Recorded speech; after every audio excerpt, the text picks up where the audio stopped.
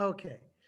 So Gershom Shalom had a deep and abiding worry that the secular Zionist movement was being built on this ancient tradition, this ancient language, these ancient ideas that might somehow in the future erupt into some kind of messianic or cataclysmic or mystical catastrophe. And he wrote the following to Franz Rosenzweig in 1926. He wrote, Haaretz higargash machsenet et hasafa. He compares the land, meaning the land of Israel, to a volcano. A volcano, even when it is dormant, has this lava in its bowels. It doesn't always erupt, but the lava is always there. And sometimes when it reaches a certain pressure point, that lava will indeed erupt and pour out and wreak destruction all around the area of the volcano. So that's a metaphor. The land is a volcano, and the lava contained within the bowels of the volcano is the Hebrew language. The Hebrew language with all of its ancient connotations.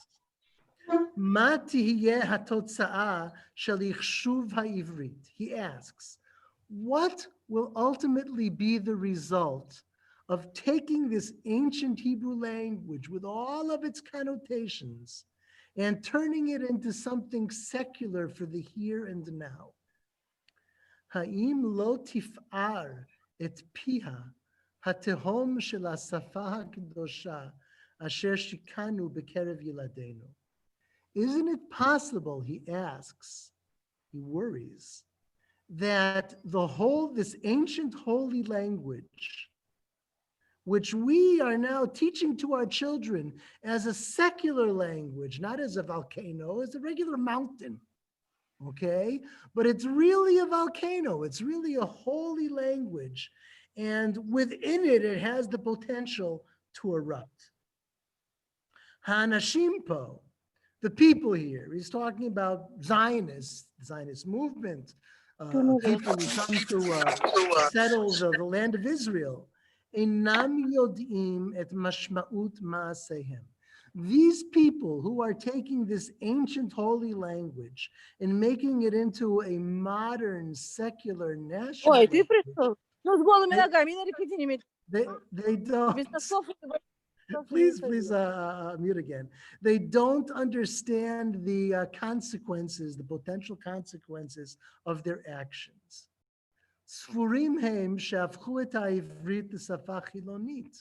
They believe that they've succeeded in turning Hebrew into a secular language. That they've removed the apocalyptic thorn from the Hebrew language. Aval zot ena ha'emet. That, however, suggested Shalom, is not the truth. Kol milah shelo notzra stam kacha mechadash. Any ancient Hebrew word, any word in the modern Hebrew language that isn't a new invention of Eliezer ben Yehuda, not the newfangled words, but the old words, and that's the majority of words. Any word in modern Hebrew which was taken out of the treasure trove of the good old language, Mile'a ad gidoteha b'chomer nefetz, is filled, any word like that is filled to the brim with explosives. Any ancient Hebrew word is filled with explosives, okay? To give you an example, in modern Hebrew, the word for internet is mirshetet, okay? That word says shalom. Shalom didn't know about the internet, but Shalom would have said that word has no explosives in it, because that word, since it's a modern Hebrew invention, it doesn't have this It doesn't have this background. But other Hebrew words, for instance, I'm sitting here in Kilat Hakerem on a chair. The word for chair in modern Hebrew is kisei. I think all of you know that. Is kisei a potentially explosive word? It seems rather mundane, but it's not. It could Okay, mean throne, because can't it it? has rich connotations from the past. We speak of kisei hakavod, the throne of glory of God. We speak of kisei shel Eliyahu, the chair of Elijah in the synagogue. Okay? Even a simple word like kisei has all kinds of mystical associations that come along with it. Elohim lo yivater ilem basafa sheba hishbiu oto alfei pe'amim. Shalom says, this is a powerful sentence. He says that God will not remain mute in that language in which they have sworn by his name so many thousands of times. A language like this, an ancient holy language, you can play with it. You can make it into a modern national language, but you're playing with fire. You're playing with explosives because God is in that language. That language has been used so much for so many thousands of years, right? In mystical ways, in messianic ways, in godly ways, that the dormant religious meaning remains within it, and eventually the volcano will erupt. Okay? And eventually, he says, God, through the Hebrew language, will return to our lives. He's not saying that as like some kind of religious advocate. He's saying that in fear. He's a secular scholar. He's a secular scholar saying that if we use Hebrew as our modern secular language, God will eventually erupt out of the volcano. Okay? Now, first of all, what do you have to say about that? If anything. Fascinating. Yeah. I guess because I'm used to living when it's already in common everyday use, Yeah. that it strikes me as a very strange idea, but listening to it, I kind of see why he might feel that way. I mean, we Excellent. say chashmal. Chashmal is certainly a new use, but I Yeah. mean, it's from. I remember reading it in Ezekiel. Yeah, Yeah. right. All right. So that's a great point. And now let's test your point with a few examples. I've given you Yeah. here 5 Yeah. examples of where we can test what Caroline was saying here. Okay, Some Avi, Zionist terms used in a new sense in modern Hebrew. I've given you 5 examples here, 5 Hebrew words. I didn't translate them on purpose because I want to see how you will all translate them. Number 1 is the word bitachon. How is the word bitachon used in modern Hebrew? security. Security. Security, in what sense? Well, Miswad HaBitachon is the defense ministry. Okay, the defense ministry, the Ministry of Security. Yeah, Insurance. very nice. That's Bituach. Insurance. What else? Same. In Misrarach Bitachon, you also have a Sarah Bitachon, the minister, right? Of Defense. security. All right. What did the word bitachon mean before Zionism?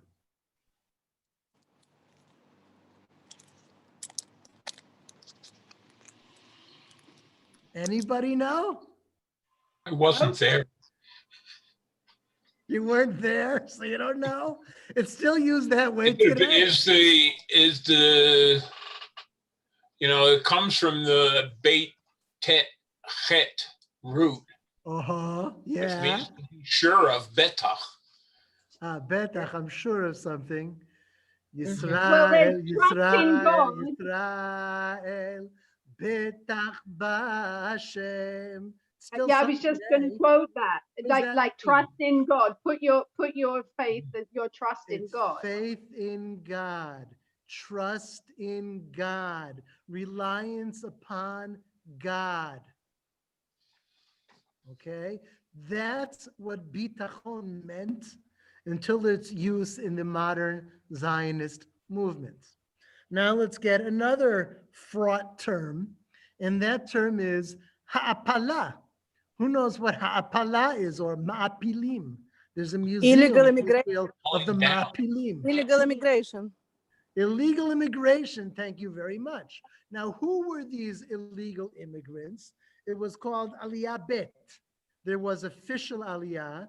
The British would allow a very small number of Jewish immigrants to the land of Israel because of the white paper, whoever remembers history.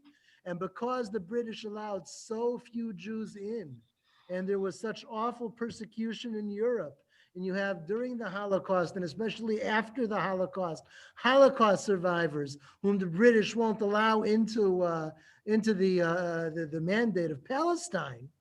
So the Zionists began talking about ha'apala, illegal immigration, clandestine immigration.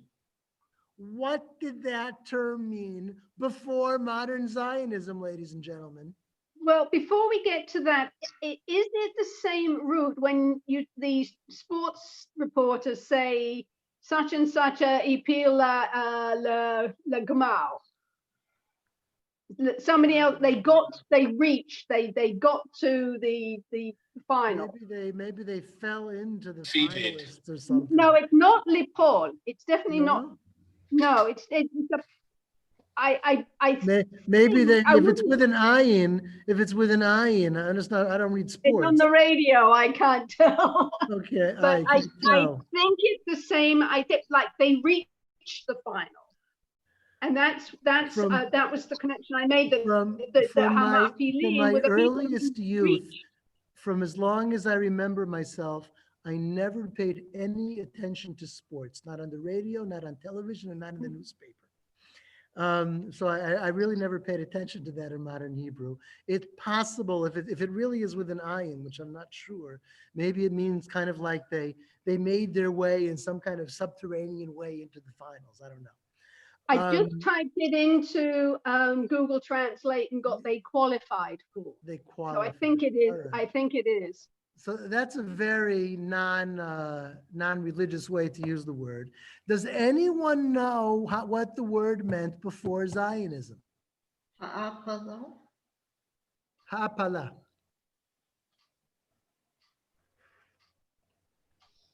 Nobody knows? It's from the book of Numbers.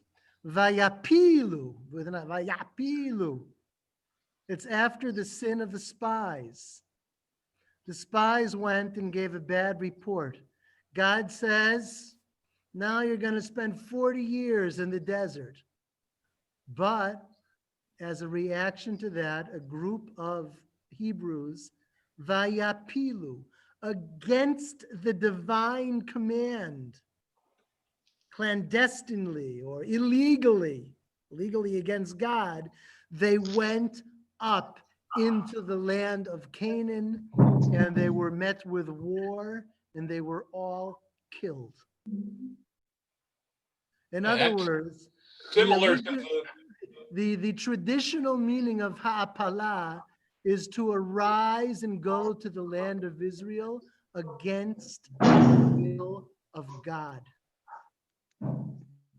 that's very similar to the current use of hapala.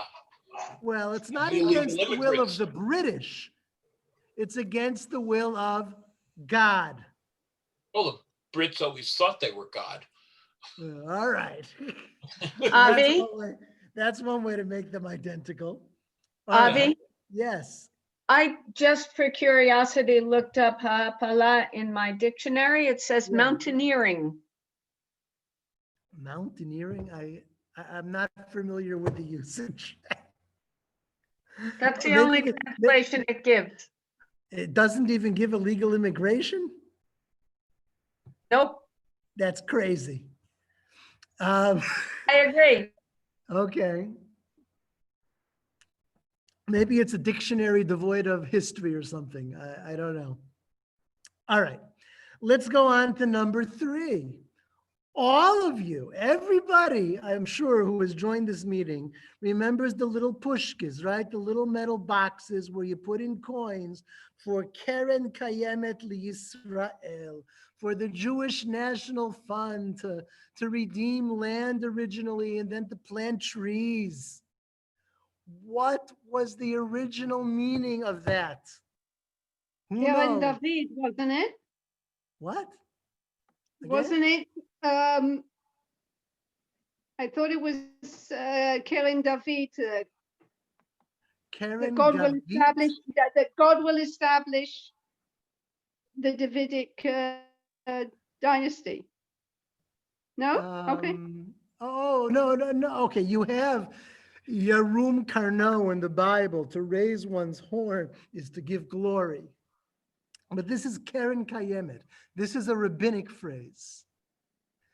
Elu dvarim she'adam ochel perotehem ba'olam hazeh. These are the good deeds of which a person enjoys the fruits, meaning the rewards in this world. Vehakeren kayemet lo la'olam haba.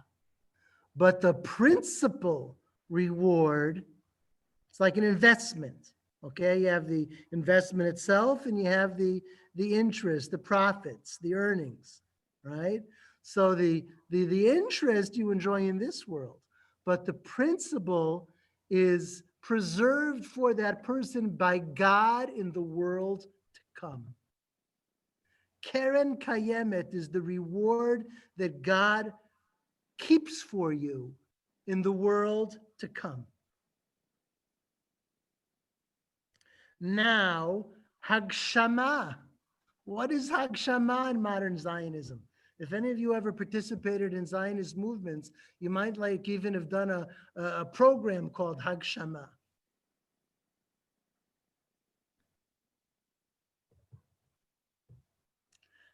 Hagshama nowadays, or at least in the Zionist movement, maybe pre-state or in diaspora movements today, Hagshama is to make it real. Okay, so instead of learning about Israel and talking about Israel, it's actually going to Israel and building something. You can have a Hagshama project where you build a village or you build a factory or whatever it might be. Okay, it's to make it real. It's to make a Gashmi is physical. It's to make it real and not just an idea, but to make it concrete, to actually do it. Fulfillment of your Fulfillment, right, of the ideals. Nice. So what was the meaning of Hagshama before Zionism?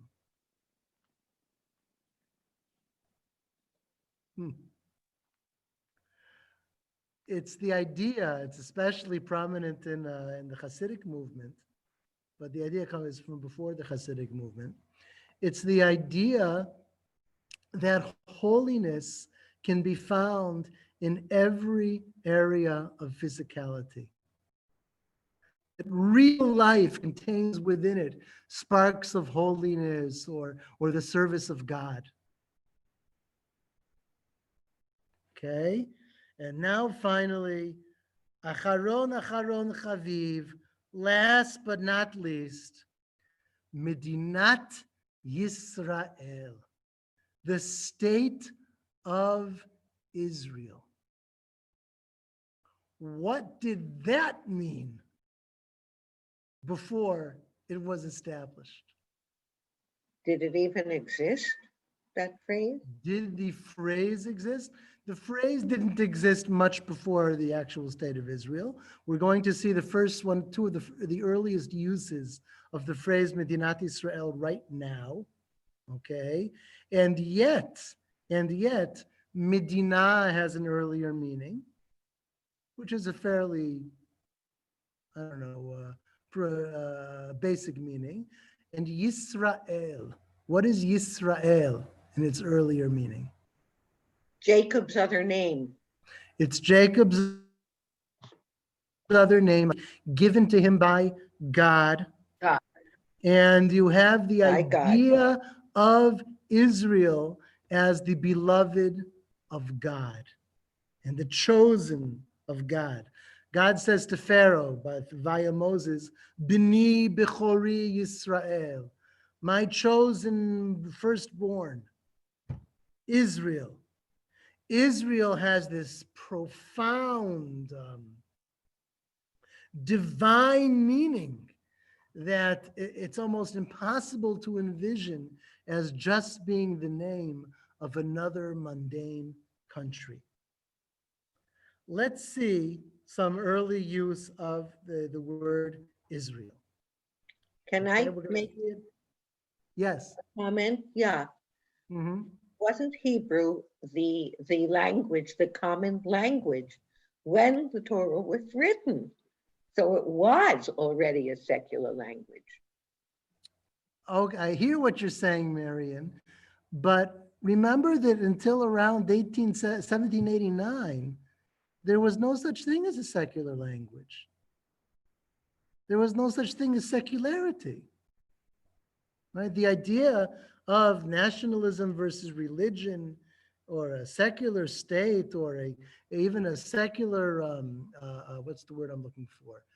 Just, secular realms of life.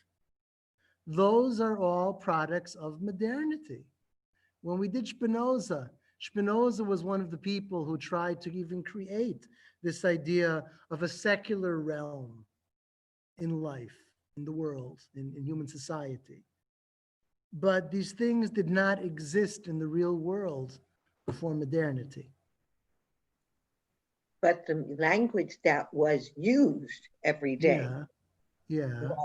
was Hebrew.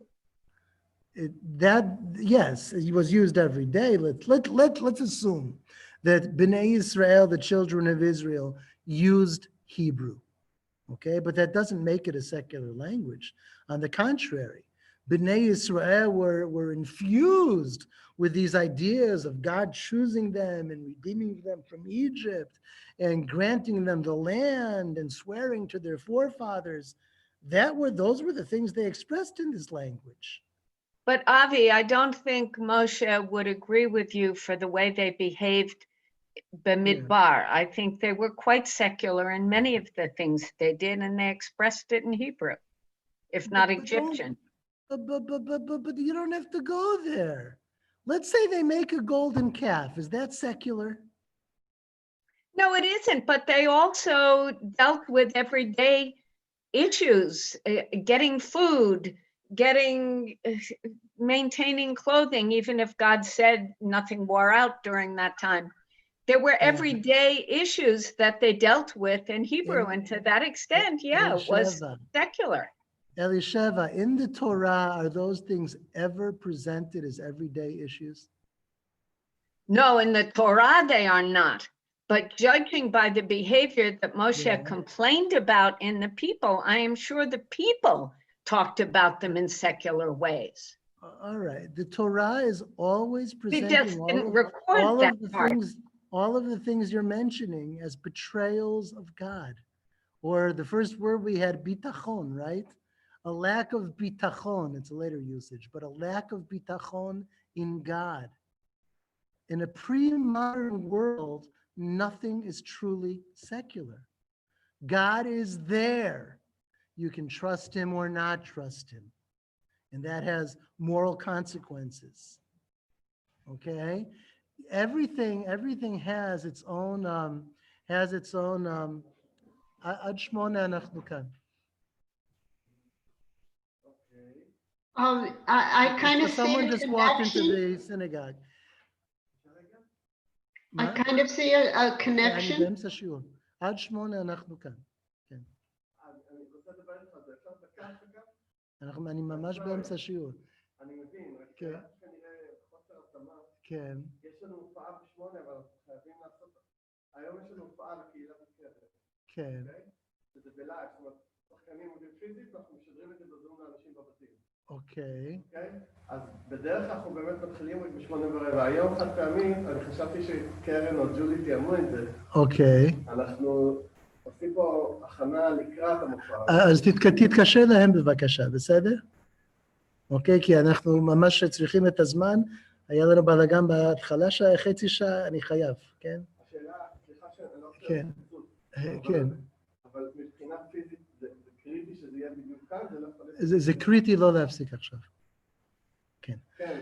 סליחה, באמת סליחה. I apologize. What a night. What a night.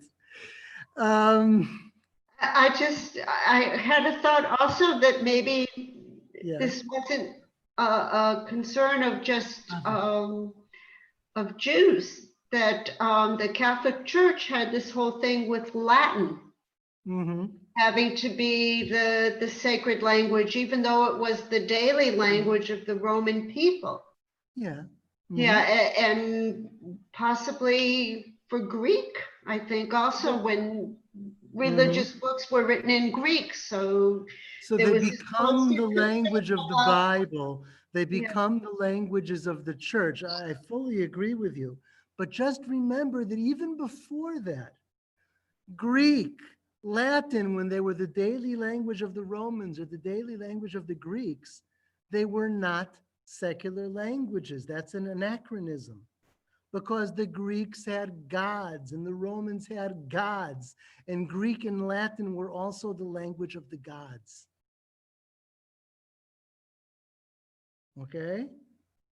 There is no such thing before modernity as something which is truly secular. It's a modern invention, and it's hard for us to do. Aramaic. Yes. Yes. Aramaic is secular language in Babylonia, not? Aramaic. Oh, Aramaic. Yes. Aramaic is certainly not a secular language, neither for the Jews nor for the Babylonian Empire. Because the Babylonian Empire is not a secular empire. There's no such thing as secular in its modern sense before modernity. Okay? That doesn't mean that there aren't Language, state language. But the state is not secular. Okay? The state is not secular. It's hard for us today to digest this. Okay? But all of these languages had powerful connotations that could not be called secular. It doesn't mean that there aren't roots. Okay? Specifically in Christianity, as opposed to all of the other ancient world, you do have roots. You do have this idea from the beginning of Christianity to render unto Caesar what is Caesar's and render unto God what is God's. And that is what eventually allowed Christian culture to embrace modernity, where you divide between nationality and religion. And yet, despite roots, and that's a specifically Christian thing, not a Jewish thing, certainly not a pagan thing, okay? Despite those roots, we have a pre-modern world that is not secular, including Hebrew. Hebrew is our example for the moment. And I want to get back to Hebrew. Hebrew more than any of these languages, okay? You can say that Greek eventually became secular. You can say that Latin eventually became secular. But Hebrew more than any of them continues to have these connotations. Let's look at two of the first uses of the word, the phrase, Medinat Yisrael. What we have in the first text is possibly its very first use ever in history. And you're not going to like how it was used in the year 1900 by Rabbi Yakim Shlomo Shapira of Harodna. He says, V'gam anochi yadati et hahirus hagadol asher hem haosim b'knesset Yisrael v'libi alai davai. I too have seen, I too know the destruction, the terrible use that they are doing in Knesset Yisrael. He first uses here the phrase Knesset Yisrael, which unlike Medinat Yisrael is an ancient term. Knesset Yisrael, we've seen it in Kabbalah, but it's earlier than Kabbalah. Knesset Yisrael is the term which,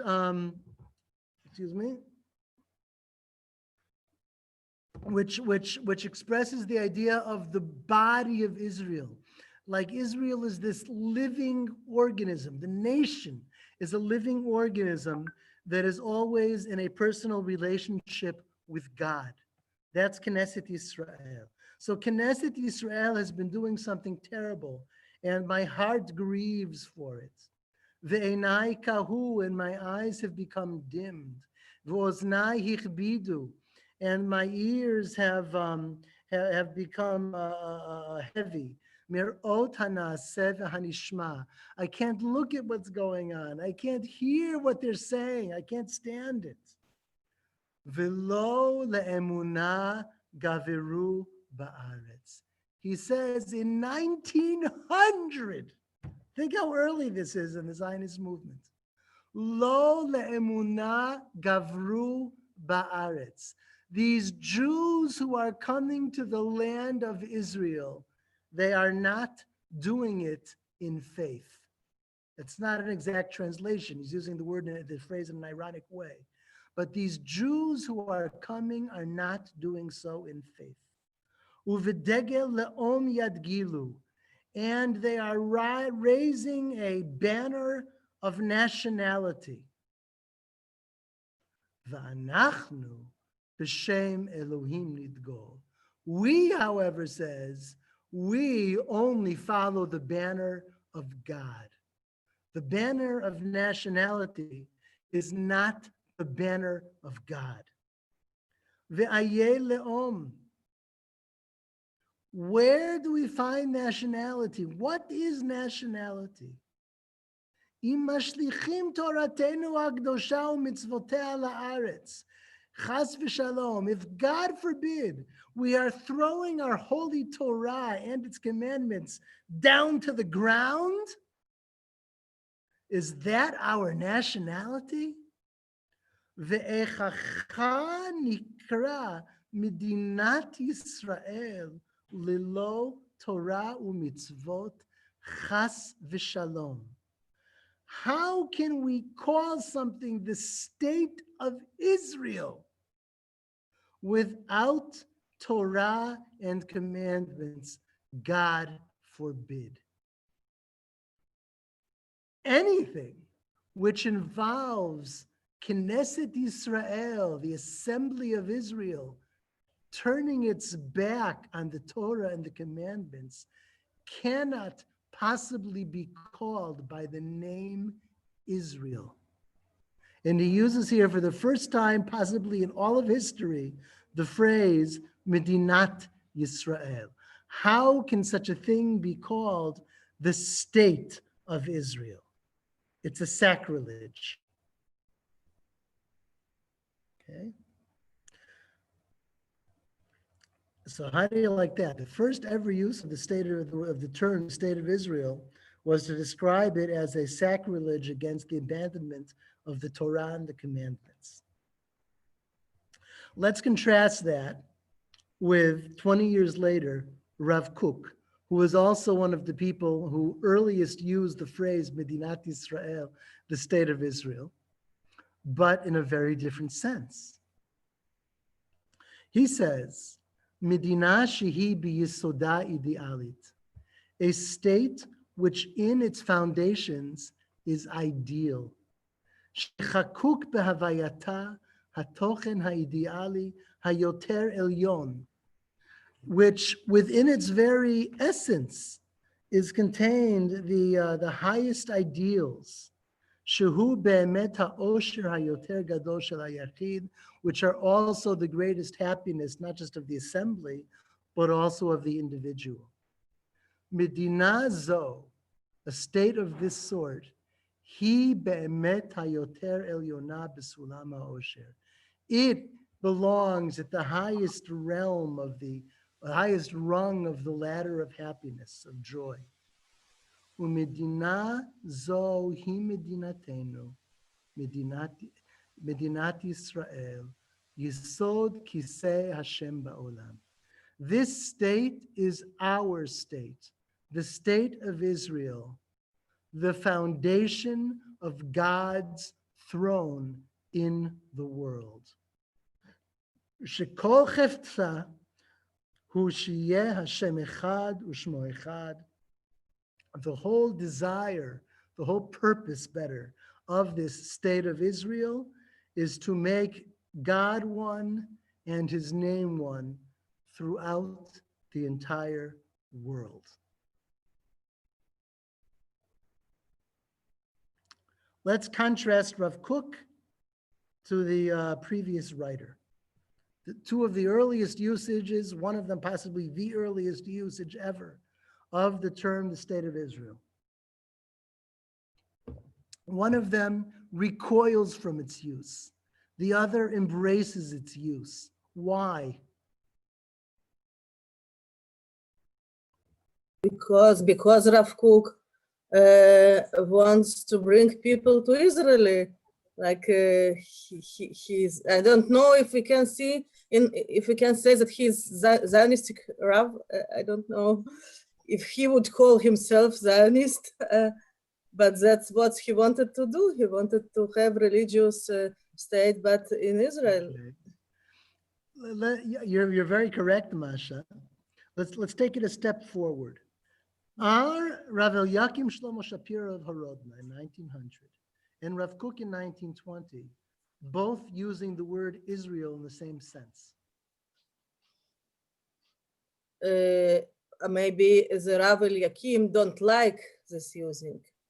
Yes, he said maybe he thinks that for what people he definitely doesn't like something. It's true, but let's not talk about likes and dislikes. Are they using the word in the same way, whether they like it or not? I mean, the word Medina was existed Not in Medina, the word Israel. Israel. Le'om.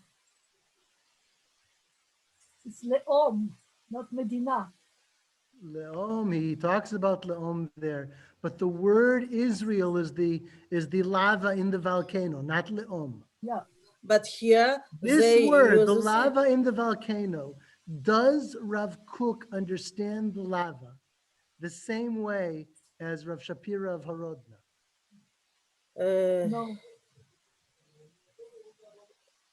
It's a good question. Pretty.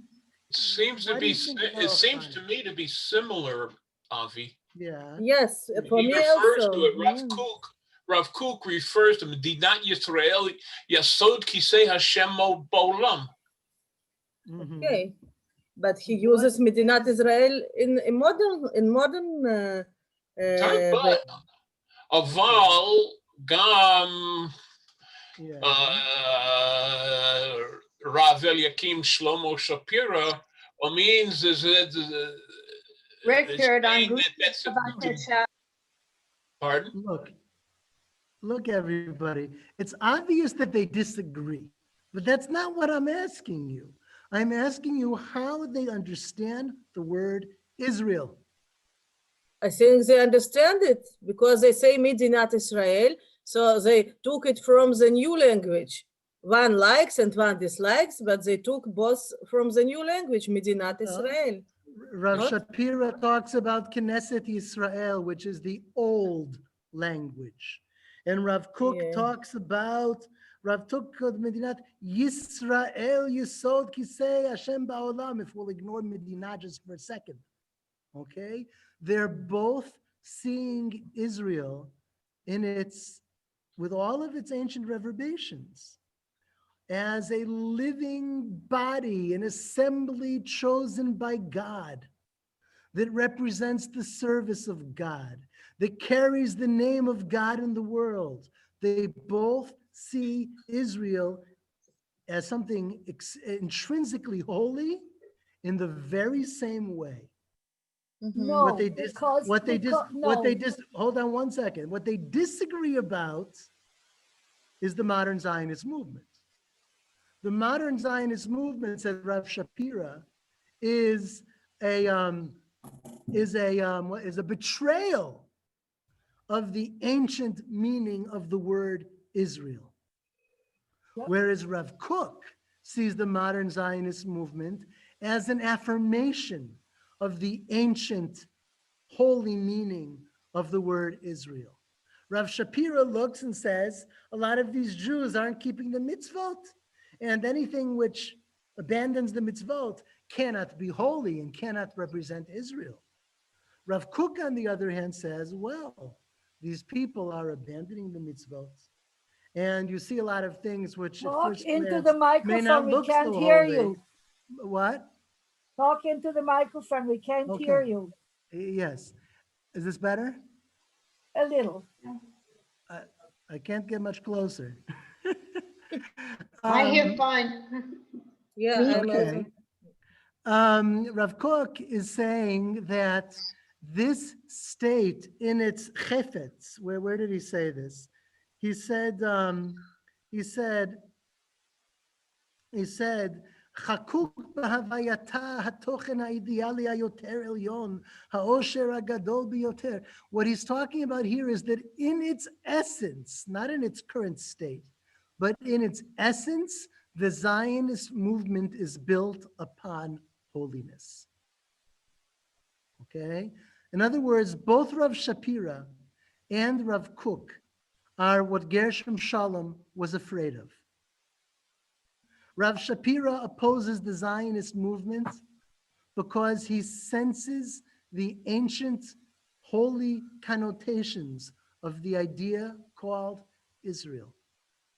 Rav Kook supports the modern Zionist movement because he sees it as a way to realize in this world the ancient holy connotations of the name Israel. Gershom Shalom is staring at all his Zionist friends and saying, you think you're just going to build a country like any other country? Any country, if it's ultimately called by the name Israel, will not be like any other country. It can't be, because it's not just a word, it's lava. And eventually it will explode and the volcano will brim over. Okay. What happened since Rav Shapira and Rav Kook? That they possibly couldn't even have totally imagined. Yes, hold on a second, people. Okay? Okay.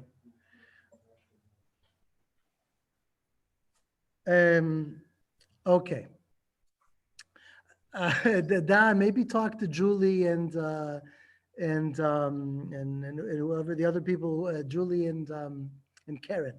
Don, if you're listening to me right now, talk to Julie and Karen. They already want to kick me out of the Beit Knesset. Who's the they? Because Kilat Hakerem has some kind of program at 8 o'clock and they want to set up. That's the same person who interrupted earlier. So please check on it, Don. Okay. Since then, I'm going to state this in very clear terms because this is the foundation for everything that's coming afterwards. Jews have established a state in the land of Israel, and millions of exiled Jews have gathered there from around the world. Is that an accurate description? Yes. Makes sense?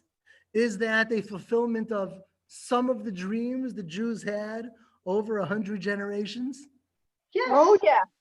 Also, and yet there were other dreams or other parts of the dream. Yet the Messiah has not arrived. Peace has not come. The temple is not built. The borders of the state are a far cry from what God promised. Think of the 1967 borders, what Abba Evan called the borders of Auschwitz. That's what we dreamed of. And the state itself was mostly built by Jews who cast off the yoke of heaven. And this is what Rav Shapira talked about. And this is what Rav Kook is responding to. This is the thing that more than anything else made so many millions of Jews shake their heads and say, what? The dreams of pious Jews over 100 generations, Jews who were willing to sacrifice everything to remain Jewish and keep the Torah and keep the commandments and learn the Torah and serve God. Okay? The fulfillment of that is by Jews who eat pork on Yom Kippur. The fulfillment of that is by Jews who publicly and with chutzpah violate the Sabbath. How can the realization of a holy dream, a holy promise of 100 generations be realized by Jews who cast off the yoke of heaven? But we have the terms of Mashiach ben David and Mashiach ben Yosef. So all the thing can be Mashiach ben Yosef, and that's okay.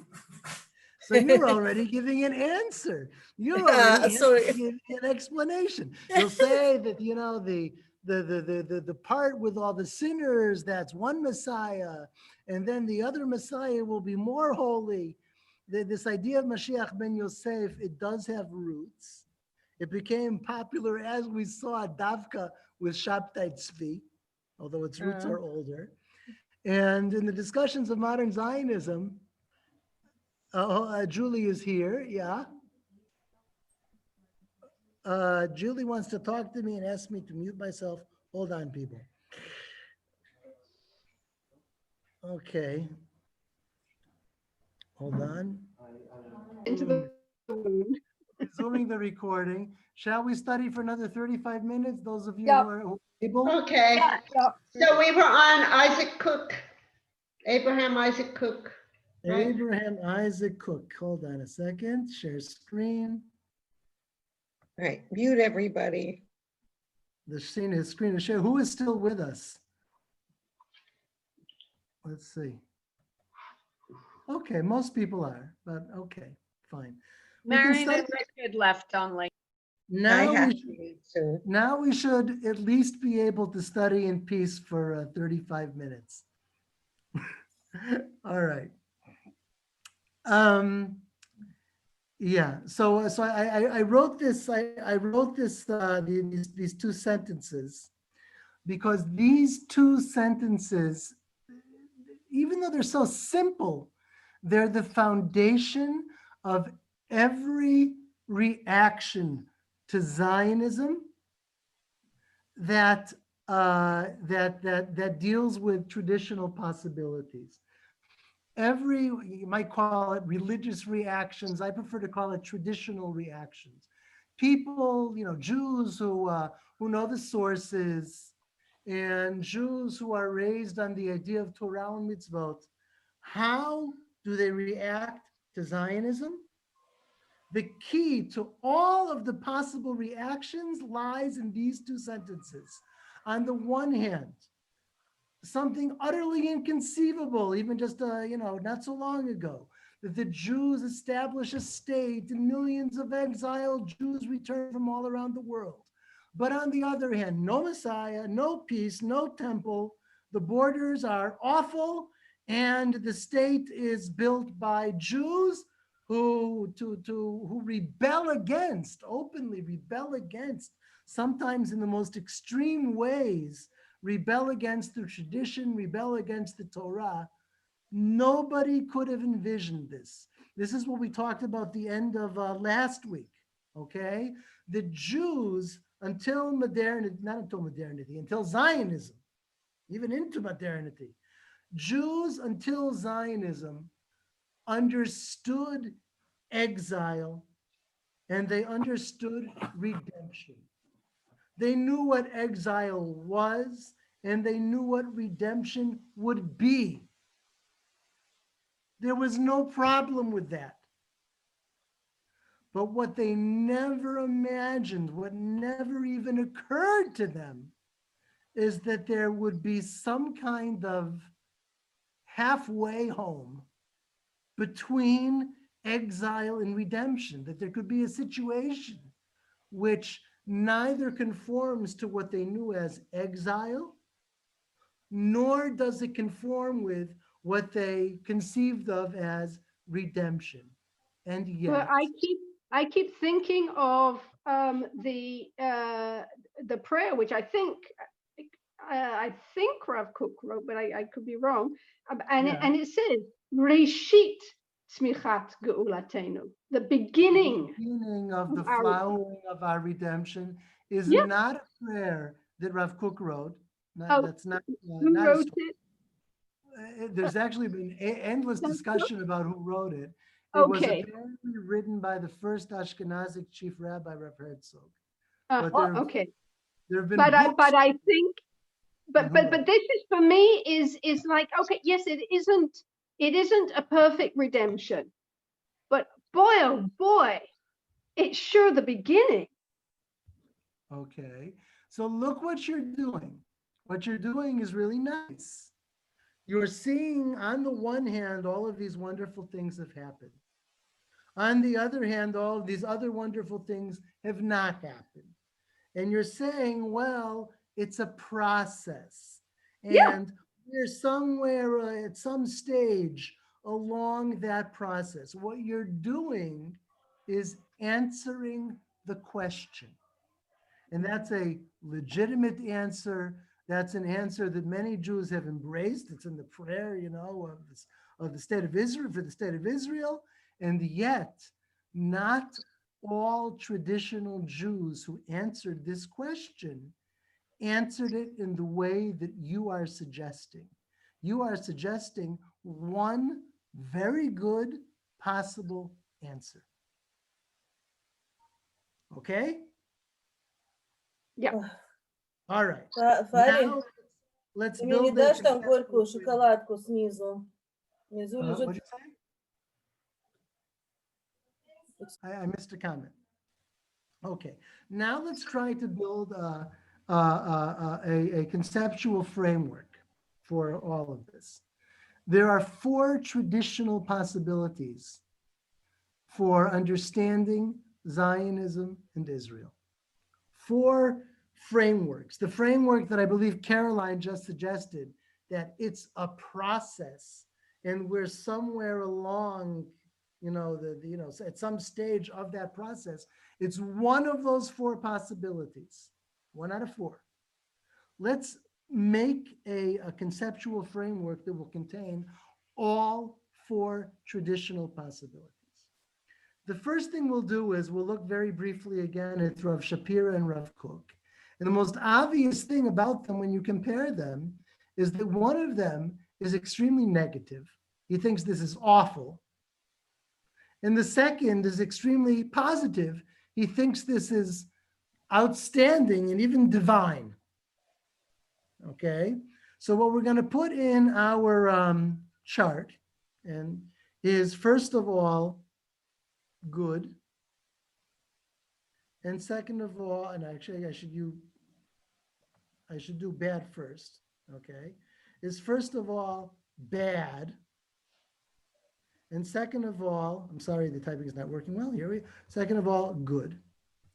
And then we're going to talk about it in 2 different ways. Let's say this happens. The Jews are gathered, millions of them gather in the land of Israel. Did God have a hand in that? Not necessarily. Not necessarily is a good answer because it kind of, you hedge your bets, right? Okay, maybe he does and maybe he doesn't. According to whom? According to Rav Kook or according to? No. I didn't ask according to anybody. Okay? Huh. Does God have a hand in that? Now, a traditional Jew is likely to say, is likely to feel, to think, God certainly has a hand in it. Because God has a hand in virtually everything. Okay? Now, everything is not necessarily the redemption. Okay? Even during exile, God has a hand in things. A traditional Jew, a common traditional Jewish view is that when a person feels the hand of God in his or her life. Okay? It's very common for traditional Jews to see that, to feel that. If you see that and you feel that, you are not necessarily Messianic, because the hand of God in your life may not have to do with God's grand promises to the nation of Israel.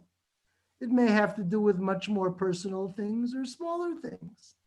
Redemption is a promise. If I just talk about myself for a second, God didn't make any special promises to me, right? God didn't promise me redemption personally, and probably most of the rest of you feel the same way, okay? And yet that doesn't mean that I can't feel or see God's hand in my life. I can, but it doesn't necessarily have to do with any of God's grand promises of redemption. Okay? You have everyday life. Everyday life for a traditional Jew is not secular, right? It's the earlier discussion about secularity. Secularity is a modern concept. Traditional Jews for 100 generations didn't view their lives as secular. God's hand is everywhere in agriculture, in business, and raising your family. You see God everywhere. You feel God everywhere. But it's still not necessarily part of a messianic promise. Now, Zionism in the state of Israel, first of all, are they bad or are they good? But second of all, are they this worldly with Avi. or are they You other can talk with Dad. worldly? Okay? In other words, are Zionism in the state of Israel historical events, things that occur in the regular way things go? Another way to say it is this part of exile, the state of exile? Okay? Or is it otherworldly? Is it something redemptive? Or the opposite, is it something satanic? Okay? I think we can summarize them this way. Let's take the first confluence. The First of all, worldly you are missing an L in worldly. Thank you. Okay, Google Docs got your correction. Okay. It's easier first to deal with the otherworldly. We already saw the otherworldly as something good. That was the paragraph above from Rav Kook. Okay? The state of Israel is the foundation of God's throne in our world. Okay? The state of Israel is not just a human creation like other human creations. It's not just a country like other human countries. This is the redemptive hand of God doing something extraordinary. Okay? This is what we would call, or this, let's say we'll use the political group that adopted this ideology, the group called Gush Emunim, which nowadays, people have forgotten about, but it was extremely active after the Yom Kippur War in the 70s and the 80s, okay? This is a movement founded on the idea that the state of Israel is God's redemptive hand in history. Okay? God is doing something wonderful, something good, but it is not a normal historical event. You can do the same thing if it's otherworldly and bad. What would otherworldly and bad be? Who can figure it out?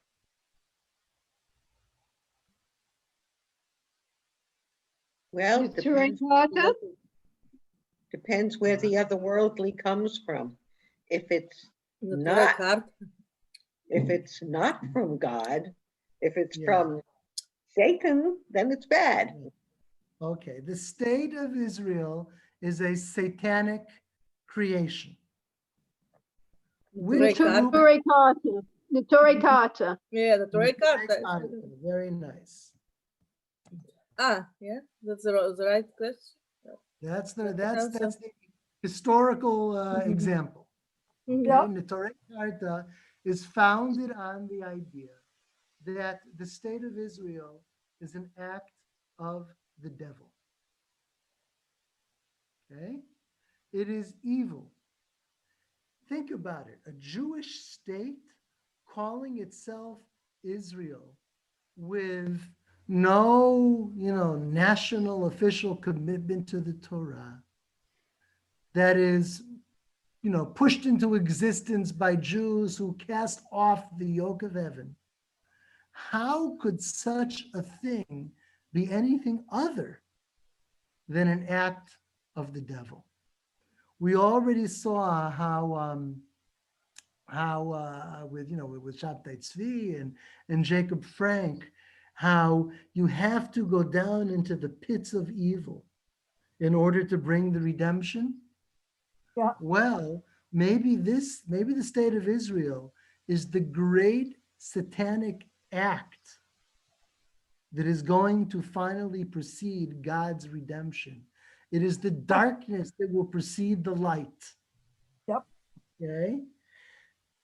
In other words, the only way for the ultimate redemption to come is to destroy this evil in order to make way for the light of the redemption.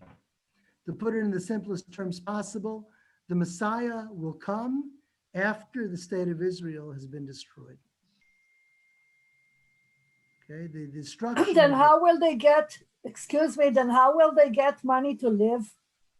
Okay, you can be sarcastic if you want, but let's try, at least to understand before we. Okay. I said in the beginning before you came that I'm trying to do a better job being a lawyer. Okay, meaning that when we deal with these various ideologies, it's important to present each ideology as forcefully and as with integrity as possible. People may recoil from them, people may hate them, people may think they're awful, but let's at least get where this is coming from. It sounds almost like the Christian theory of Armageddon. Yeah. Okay.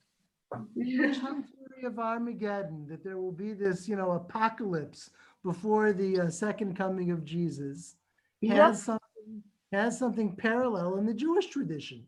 In the Jewish tradition, you also have the idea of war or catastrophe or calamity. Yeah, Gog and Magog. War of Gog and Magog. We saw texts that refer to that precede the coming of the Messiah. That's what Neturei Karta says the state of Israel is. All right, to put it in a nutshell, as simply as possible. Okay. There is another realm, another level in which you can conceive of Zionism and the state of Israel. Let's say you take a bunch of traditional Eastern European Jews in the year 1882. Jews who love God, Jews who love the Torah and keep the mitzvot. We're not talking about modern movements like reform or assimilationism or anything along those lines. We're talking about the Jews, that Tevye represents in Fiddler on the Roof. Okay, Jews like that. You go to Jews like that and you say to them, it's awful here in the shtetl. There's pogroms, there's persecution, and this isn't our land. This is our place. Where is our true place? And they'll all immediately tell you, Eretz Yisrael, right? The land of Israel. And you tell these shtetl Jews, so why don't we get together and we'll raise some money and we'll get some support and we'll get some volunteers and we'll get a group of us to get up, and instead of farming here in the shtetl, we'll build a farm in the land of Israel. Wouldn't that be nice? And the shtetl Jews, they said yes, it's Chovevei Tzion. Okay, that would be Chovevei Tzion. The shtetl Jew will go ahead and say, it sounds nice. Now, we didn't say anything about the Messiah. The shtetl Jew believes in the Messiah, and the shtetl Jew wants the Messiah to come. But the shtetl Jew is also a practical person. And the shtetl Jew, besides his practicality, is also someone who longs for the land of Israel. Right? To go to the land of Israel is a good thing, even if the Messiah isn't here yet. And to live in the land of Israel is a good thing, even if the Messiah hasn't come yet. And we're going to have to continue farming, and it won't be easy, but maybe it sounds like a nice idea. Okay? It's a this worldly idea. The Messiah isn't here yet, and we're not talking about bringing him in any other way than we've tried to bring him before, in the usual traditional ways.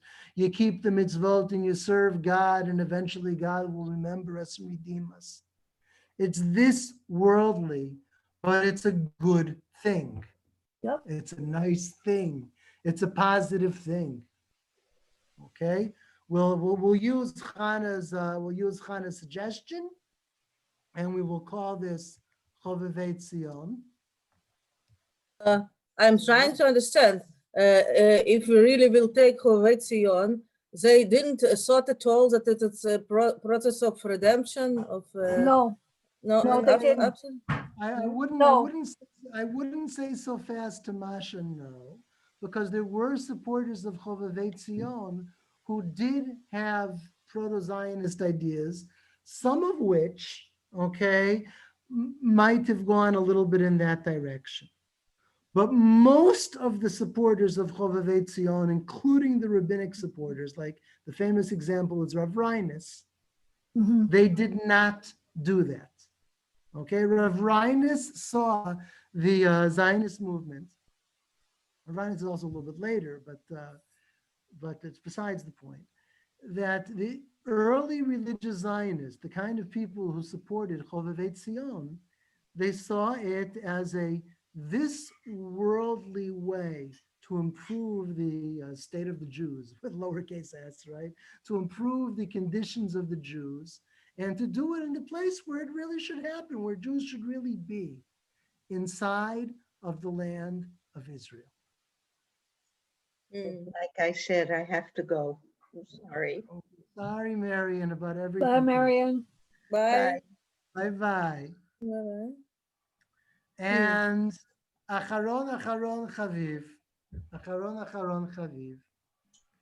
You have traditional Jews who keep the mitzvot, and they see other Jews, not such traditional Jews, not such pious Jews, working to create a Jewish state. Well, their head isn't in the clouds. They don't see this as the Messiah, but they also don't see it as Satan. At the same time, they also don't see it as such a great thing that you have all of these Jews rebelling against the Torah and building a modern state. It's not good the Jews like that are building the Jewish state.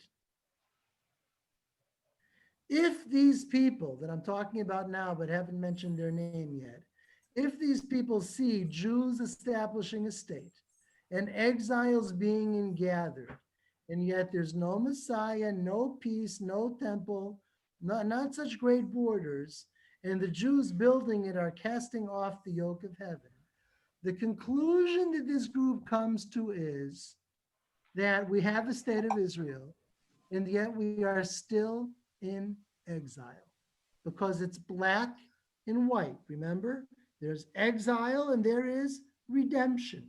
Mhm. And if you don't have the full state of redemption, then where does that mean you still are?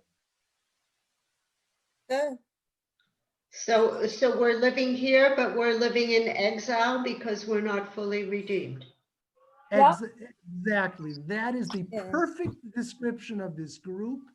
They believe in exile within the land of Israel. Of Israel. You're living in the land of Israel. There's even a Jewish state, but it is still a condition of exile because there's no Messiah, no peace, no temple, no borders, and the place is run by freie Yidden, right? By free-thinking Jews, okay, who cast off the yoke of the Torah and the commandments. Exile in the land of Israel. Does anyone know the great historical group which championed that ideology? ליטאים? No, Not it's just Litaim, but includes Litaim. it includes Litaim, but it's the how do you call it? Degel Torah. Degel Torah eventually became a faction of it when it split up. ישיבת מיר. What were they called? Oh boy. Agudat אגודת Yisrael. ישראל. כמעט, That's what I wanted to say. אגודת The ישראל. The historical Aguda. אגודה. The Aguda, yeah. The Aguda. The Aguda. historical- listen to it. It's not the Aguda. It's The Aguda. אגודה. Right? And the Agudat Israel is the historical party which championed this idea. Exile in the land of Israel. But they still live in Israel. They sure do. Of course, they live in Israel as an exile, and they are part of the government even. Just like. But we're not redeemed yet, that's all. Just like members of Agudat Israel could live in Poland before the Holocaust, live in Poland, live in exile, be elected to the Polish parliament. Agudat Israel was a member of the Polish parliament. It represented the interests of traditional Jews in pre-war Poland. Okay? Just like members of Agudat Israel can live in exile in Poland, members of Agudat Israel can live in exile in Israel. Except that in Poland, they didn't get money from the government.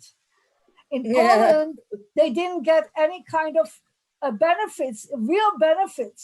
Yeah. In Poland, nobody really told them that they can demonstrate and that they can throw bottles at police and that they can say Shabbos, Shabbos and throw stones at you. And to have help from ביטוח לאומי. From the help from all kinds of communities. And go to the hospital and put a thing on the table and say, I'm first. Over the decades, Agudat Israel did not sponsor things like that. In other words, throwing bottles at policemen when they built the Bar Ilan Road and stuff like that. those were not actions of the Agudat Israel party. Those were actions more along the lines of these people. And yet, Not necessarily, excuse hold me. hold on, Chana, hold on. What often happens is that you have the gadfly and you have the relative moderates, okay? When these extreme groups would have those kinds of demonstrations, right, that would goad Agudat Israel into being more extreme in the Knesset, That's right. okay? But Agudat it's not just in Israel, Knesset. Agudat Israel, for the most part over the years, wasn't like the what's the word, the official sponsor of those kinds of demonstrations, and yet they're always looking over their shoulder, right, at these other Jews whose attitude towards the state of Israel was even more extreme.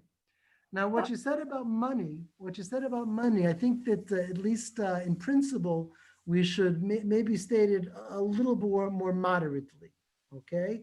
It's true that the kinds of help Agudat Israel got from the Israeli government ever since 1977, before 1977, that didn't exist. The business that we see today, you know, that people are supported in yeshiva all their lives, okay?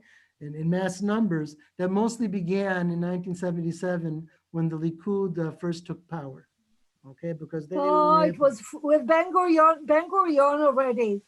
In the beginning, in 48, set a law that their people that do not have to serve in the army, and they will be in yeshivot and they will be supported. Chana, he gave them draft exemptions. Okay. Yes. But the cradle to grave kollel with fiscal support was mostly since 1977. Yeah, it was to buy a coalition. Yeah. Yeah. And that was the first time they were able to have that power, that the coalition relies upon them. So anyway, so to get to the point of Agudat Israel. Agudat Israel, indeed, when it's in a position of power, when it's necessary for the coalition, does try to get whatever support it can. But I think it's not correct about Poland. In Poland, they never had the power to get that kind of support, obviously. That's right. You're absolutely correct about that. And yet in Poland, Agudat Israel also looked out for the interests of its constituency. In principle, it remains the same thing. It's just that in the state of Israel, they were able to achieve far more power than they were able to achieve in Poland. But ideologically, it's the same thing. You live here, you vote for your representatives, and whatever power you have, you use it to further that which you stand for. So why they are so against to serve an army if they live here, like as they would live in another country? Why not to serve an army? Like because in Poland, they also didn't serve in the army. You want to know a secret, Masha? Yeah. They did. They did serve an army? They fought in the War of Independence. Nobody remembers it today. Okay? They fought in the War of Independence. Some of the most famous members of the Knesset. That's right, they did then. They fought in the War of Independence. Okay, now let's think ideologically, conceptually, not politically. Okay? Ideologically, if you're just living in exile, whether it's in Poland or it's the land of Israel, and you are a Jew first and foremost, and keeping the Torah is the most important thing, do you want to get drafted into the Polish army?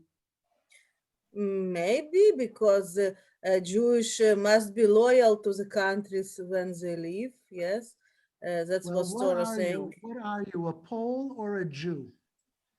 I'm a Jew, but I must be loyal to the country if she permits me to learn Torah. Yes, if the country is loyal to me, I must be loyal to the country. You are trying to be, Masha, what's called in English a goody two shoes.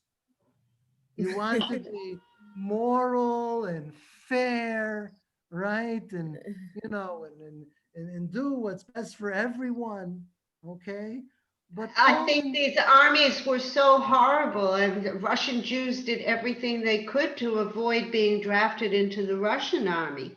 But not because At they're the afraid time, to. and I don't think the Polish community treated the Jews very much better, from my I I think understanding. it was, well, my grandfather left Poland for England exactly to avoid the draft because it was almost a death sentence, particularly if there's anyone who kept going.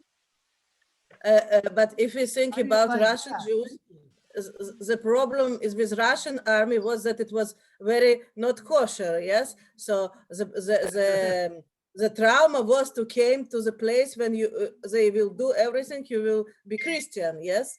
That was the fear. But I don't think that the problem was to die. Like I think. Masha, we're confusing historically. The stories, true stories of 25 years in the Tsar's army, and the whole point is to make you a Christian. Yeah. Right? All of that was awful. Yeah. All of that was so awful we can hardly even conceive of it. Yeah, Okay? surely. And Poland here, wasn't, well, in Poland it was, and in pre-war Poland it wasn't quite like that. And yet what Caroline, I think, says is true. Jews in general in Poland did not see themselves as Poles. They saw themselves as Jews living in Poland.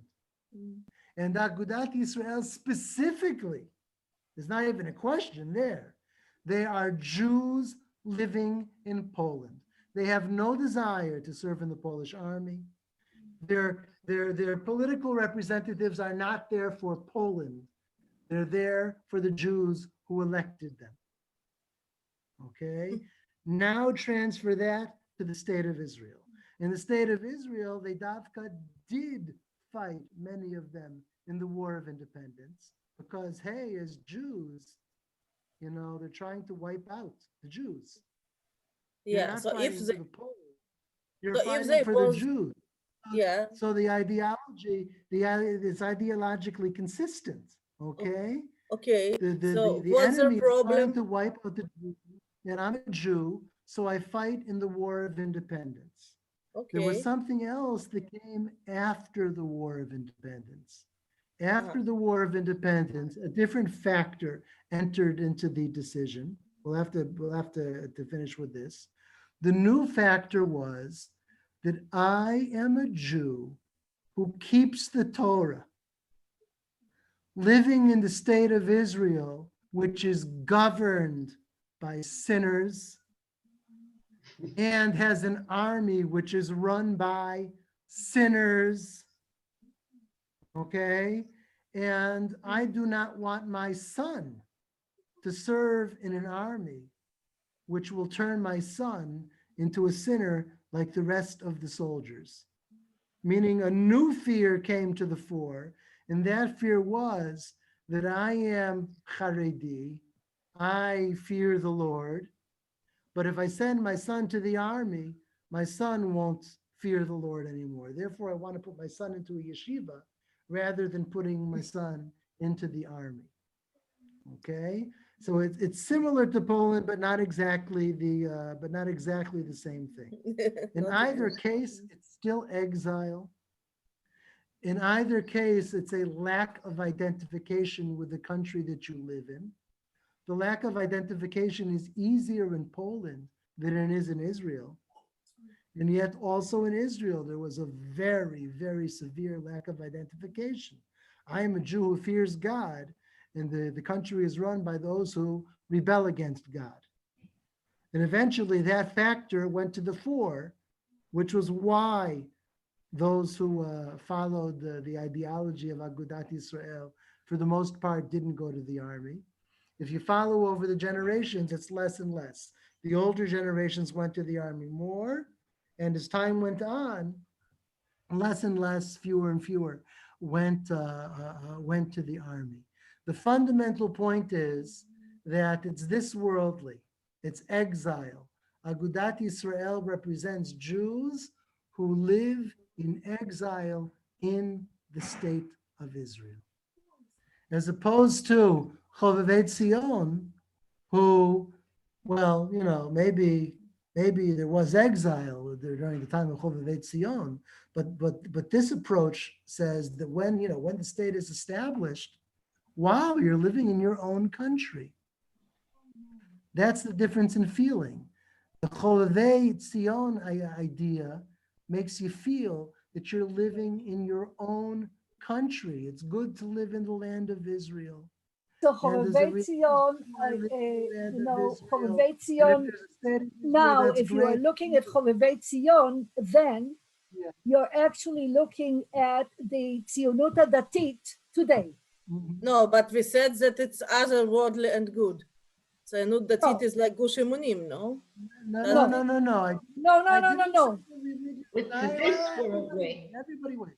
I didn't say that religious Zionism is this. I said that Gush Emunim is this. Gush Emunim seemed like all of religious Zionism for about 20 years, all right? But it was never all of religious Zionism. It never was. Another part of religious Zionism, we'll call this Rav Reinus, okay?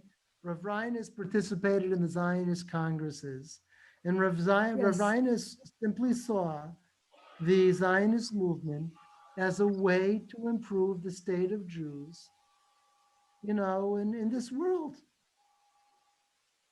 Nothing more, but also nothing less. So we are talking now about something that was 100 years ago. Do we have somebody today who is like this worldly and good, who is... For sure. Yes. There's lots and lots of religious Zionists, especially, I would say, since the 90s, okay, who see the state of Israel as a wonderful thing, not just for the Jews, but even for the Torah itself, but who are not firmly convinced that it is the redemption. Well, so Maybe who are you Hasid? talking about today? What would you call Chabad? them today? Maybe Chabad? No You want a way. name? Yes, we got. You No want a way. name? Chabad is the opposite. You know, Yes, I'll finish the class by answering Hannah's question in the best way possible. About 30 years ago, when Aviezer Ravitsky, who created the chart that you're looking at, Yes. gave this talk at Yeshiva University, he talked about this, and then he talked about this, and then he talked about this, and he left the last square blank. And you know what he said? He said, he got everybody like to look at that square and say, wow, that sounds interesting. You know, that sounds like a good way to go. And he said, who belongs in that square? And he said, I do. He felt so lonely, right? That, you know, the religious went to Gush Emunim and he feels like a loner, like nobody thinks like he does. But it's not But just there are people today. Yes, there are people. There's in fact plenty of people today who that is their basic attitude. So how do you call them? Yeah, that's a very What good do you question. call it? You could call Yeah. it traditional religious Zionism, the religious Zionism that was mainstream until Gush Emunim. I think you Okay. have a problem here because... That's what I was saying, because that was the Bnei Akiva. But Yeah. Gush Emunim is very mainstream now. It's not No way. something... No? No What? way. I don't ever meet people that say we are modern Zionists, and we again They are Messianic Zionists. But Masha, what is clear is that the ideology of Gush Emunim was not mainstream until after the Yom Kippur War. Yes, I agree with you. Before then, the leaders of religious Zionism were more or less in here. No, yes, I agree with you. I am talking about now. after the Yom Kippur War, I think the Gush Emunim was really more mainstream. Unfortunately, Gush Emunim has more power today, but they're not necessarily mainstream. Gush Emunim as a political movement almost doesn't even exist anymore today. Yes, but if you anymore. Yes, but if you will take Ichud Leumi, Mavdal, she doesn't exist. Ichud Leumi, Yamina, most of Yamina even. Yeah, Masha, I have the perfect answer for you. Really the perfect answer. Yeah. The difference between this and this, okay, is Bennett versus Schmotrich.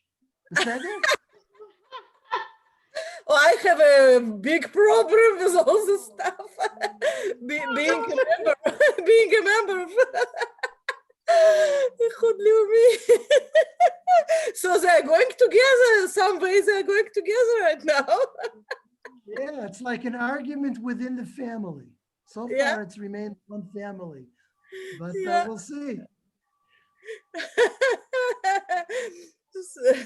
So we just see that all the squares from the good side of is just family. Just family is a little bit squaring, but they are going together. It's nice. So far, we'll see. So far, we'll see what happens. When you put Hasidic movements, like mainstream Hasidim were members of Agudat Israel, along with the Yep. It's just the most extreme Hasidim like Satmar who were involved with the Torah. Were there. Okay. Okay. We're gonna have to stop. So your question about Chabad is right here with Agudat Israel. Chabad is Agudat. Well, you think? Well, Chabad is kind of on the border because it's in between.